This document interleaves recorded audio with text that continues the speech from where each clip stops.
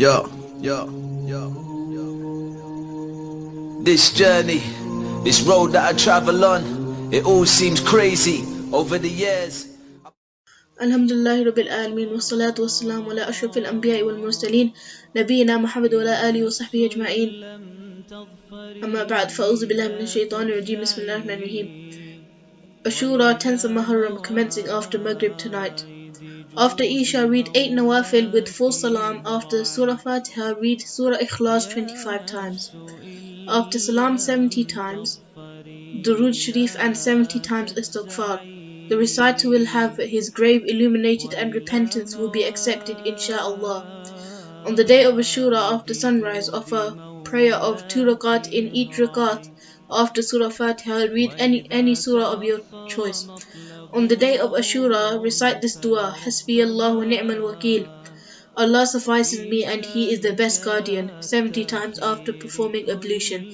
This wazifa is very effective for repentance of sins. In the morning on the day of Ashura, after performing ghusl, bath, offer 4 rakats nafil. In each rakat after Surah Fatiha, recite Surah Ikhlas 15 times. After completion of the 4 rakat, recite Dua Ashura, Acts for Ashura, 10th of Muharram.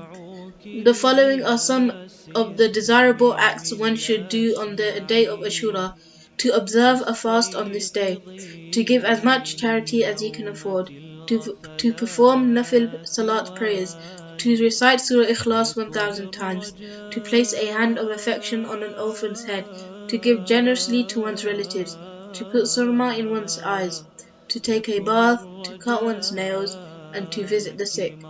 وما علينا إلا البلاغ المبين. إن العطاء إمداده متنوع